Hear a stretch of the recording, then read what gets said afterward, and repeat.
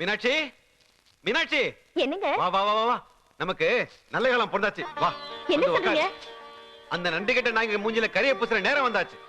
என் பொண்ணு கல்யாணத்தை நடத்த முடியுமான்னு என் தம்பி சவால் விட்டான்ல, அந்த சவாலை நான் ஜெயிச்சிட்டேன். என் முதலாளி எனக்கு உதவி பண்றேன்ட்டார். என்னது? முதலாளி உதவி பண்றேனாரா? ஆமா, அவர் புள்ள முன்னாலே தங்கராஜுக்கு 2 லட்சம் ரூபாய் லோன் கொடுன்னு சொல்லிட்டாரு. அப்ப என் மேல எவ்வளவு நம்பிக்கை இருக்கும். அது மட்டும் இல்ல, பத்மா கல்யாணத்துக்கு தன் குடும்பத்தோட வந்து வாழ்த்துறேன்னு சொல்லிருக்காரு. இந்த பார் 50,000 ரூபாய் முன்பணம் கொடுத்துருக்காரு. இப்படி சரி சரி புறப்படு. சம்பந்த வீட்டுக்கு போய் பேசி நம்ம பொண்ணு கல்யாணத்தை ஜாம் ஜாம் நடத்துற மாதிரி ஏற்பாடு பண்ணலாம். ஆனா ஒண்ணு, என் பொண்ணு கல்யாண பத்திரிகையில அந்த நன்றி கெட்ட நாய்ங்க பேரை போடவும் மாட்டேன். கல்யாண மண்டபத்துக்குள்ளேயும் வரக்கூடாது. அக்கா அக்கா, தண்டமனோட அப்பா பத்திரிகை கொடுத்துட்டு இருக்காரு பாருங்க. ஆமாமா. ஏய், என்னடி அது? என்னது?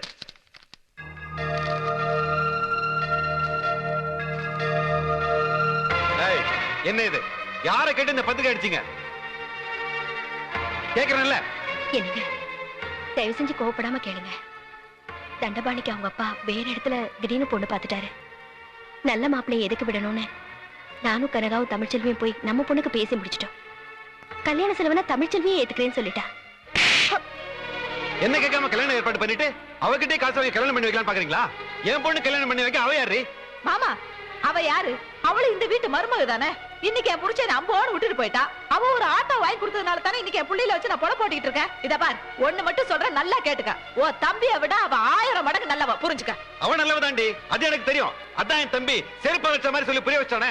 இன்னைக்கு அவகிட்டே பணம் வாங்கி என் பொண்ணு கல்யாணம் நடத்தினா என்கிட்ட சவால் விட்டு என் பொண்டாட்டி பணத்துல உன் பொண்ணு கல்யாணம் நடத்துறேன்னு என் முன்னில காரித்து போக மாட்டான். அந்த அவமானத்தை என்னால தாங்க முடியாது. பார், என்னைக்கு இருந்தாலும் சரி என் செலவோட தான் என் பொண்ணு கல்யாணம் நடக்கணும்.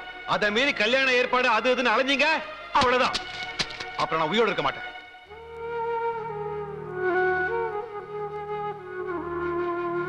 ஏடி, உனக்கு என்ன தைரியம் இருந்தா இந்த வீட்டுல இருக்கிற நகை பணம் எல்லாம் எனக்கு தெரியாம எடுத்துட்டு போய் அங்க கொடுத்துட்டு இந்த கல்யாணத்தை நான் தான் முன்னாள் நடத்துறேன்னு என்கிட்டயே சொல்லுவேன்.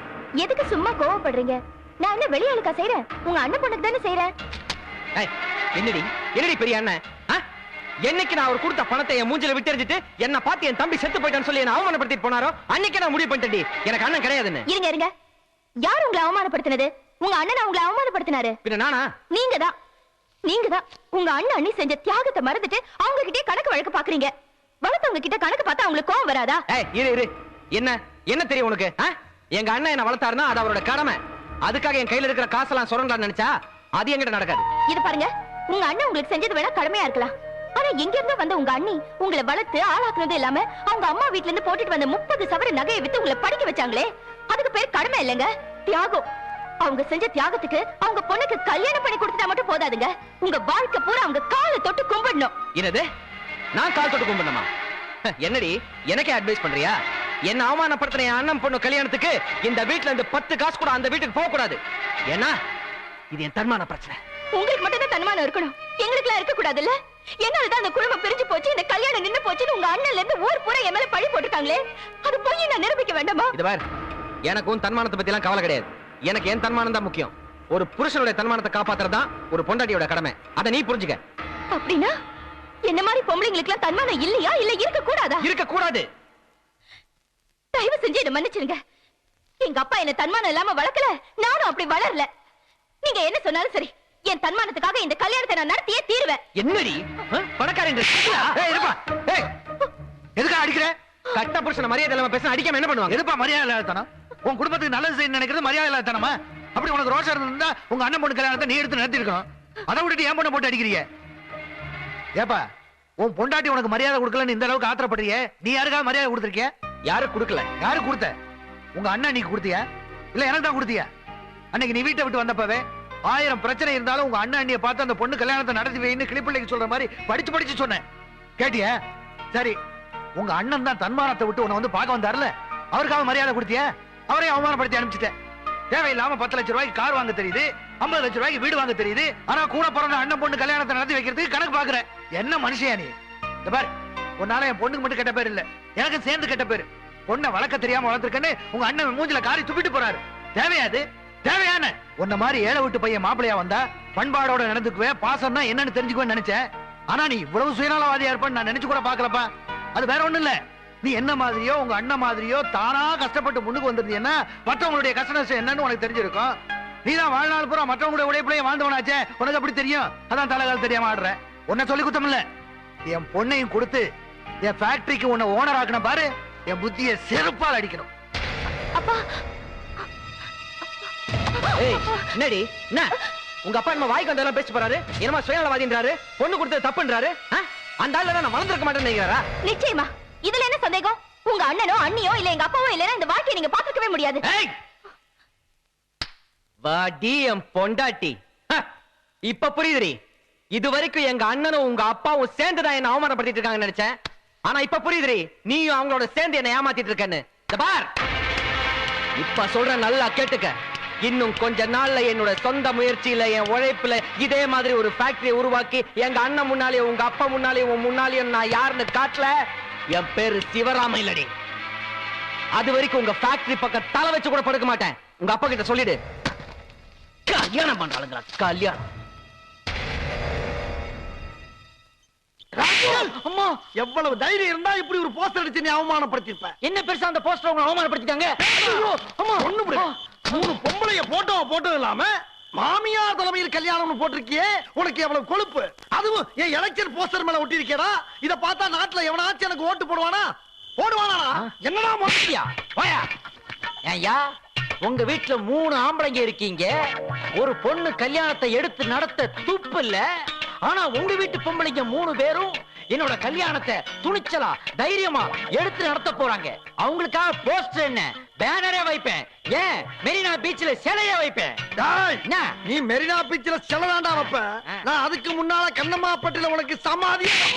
ஐயோ அப்பா, ஐயோ மாப்பிள என்னாச்சு மாப்பிள, என்னாச்சு? அதால என்ன போட்டு அடிக்கிறாங்க. எதுக்கு மாப்பிளைய போட்டு அடிக்கிற? ஓ, நீ அவனுக்கு சப்போர்ட்டா? ஏண்டி, நாங்க அண்ணன் தம்பி 3 பேரும் உசுரோட இருக்கும் போது உங்க முகர கட்டையில போட்டு போஸ்டர் அடிச்சு ஒட்டி இருக்கா. இத பாத்துக்கிட்டு சும்மா இருக்கிறதுக்கு நாங்க என்ன சேலை கட்டின பொம்பளையா? மீச வச்ச ஆம்பளடி. அச்சே, வாய மூடியா. பொண்டாட்டி பிள்ளைகளுக்கு சோறு போட வக்கு இல்லாம ரோட்ல அனாதைய விட்டுட்டு வந்த நீ எல்லாம் ஒரு ஆம்பளையா? உனக்கெல்லாம் எதுக்கு வேட்டி சட்டை அவுத்து போட்டு போயா? என்னடி சொன்ன? ஏய், சொந்தமா ஆட்டோ ஓட்டுறங்கிற திமிரா உனக்கு? கையடியா. நானாவது சொந்தமா ஆட்டோ ஓட்டி உழைச்சு சம்பாதிக்கிறேன். ஆனா ஒன்ன மாதிரி மானங்கட்டு பழப்பு. ஏண்டி, என்ன திமிர்ந்தா என் தொண்டர்கள் முன்னால என்ன நீ அவமானப்படுத்துவ? இன்னொரு வாட்டி என் மாமியார் மேல உன் கை பட்டுச்சு மவனே, அப்புறம் நீ யாருன்னு பார்க்க மாட்டேன். டேய், எனக்கே பொண்டாட்டில நிக்கிட்டு உனக்கு என்ன மாமியாரு? அம்மா, மாமியாரா உனக்கு? மாமியாரா? எதுக்கு அவனை போட்டு அடிக்கிற? நீ என்னடி அவனுக்கு சப்போர்ட்? ஏய், ஆத்தோல்ல ஏறப்பவே எனக்கு பொண்டாட்டி தாண்டி. உங்களுக்குள்ளேயே ஒண்ணு வெட்டி புதைச்சிருவேன். ஆனா பொம்பளை ஓட்டு பூரா போயிருங்கனால உன்னை உசுரோட வர்றேன். உனக்குன்னு சொல்றேன், 10 நிமிஷம் டைம் தர்றடா. அதுக்குள்ள மெட்ராஸ் சிட்டிக்குள்ள நீ ஒட்ட போஸ்டர பூரா கிழிக்கிற. அதை விட முக்கியம், உன் கல்யாணத்தை நிறுத்துற. அதையும் மீறி கல்யாணம் நடந்துச்சு, மொத்த பேரையும் மண்டபத்துக்குள்ளேயே வச்சு கொளுத்திடுவேன். ஜாக்கிரதை.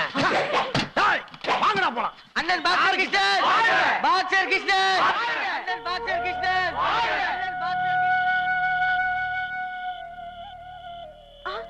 ரத்தம். ஐயோ, என்ன மாதிரி அடிச்சுட்டு அந்த படுபாவி கட்டையில போறவன். அண்ணன் தம்பிங்க 3 பேர் சேர்ந்து எப்ப இந்த கல்யாணமே நடக்க கூடாதுன்னு நினைச்சுக்கிட்டு இப்படி எல்லாம் பண்றாங்களோ, அதுக்கப்புறம் இந்த கல்யாணத்தை நடத்துறதுல கொஞ்சம் கூட விருப்பம் இல்லை. தயவு செஞ்சு என்ன யாரும் வற்புறுத்தாதீங்க. தண்டபாணி, உங்க அப்பா கிட்ட சொல்லி இந்த கல்யாணத்தை நிறுத்த சொல்லு. என்னக்கா பேசுற நீ? இதுக்கு பேசாம சாப்பாட்டுல விஷம் வச்சு நீ கொண்டிருக்கலாம். இதுக்காக இத்தனை நாளா நான் போராடிக்கிட்டு இருக்கேன். இருப்பா இரு. பாருமா, இந்த விஷயத்துல அவசரப்பட்டு எந்த முடிவு இல்லப்பா.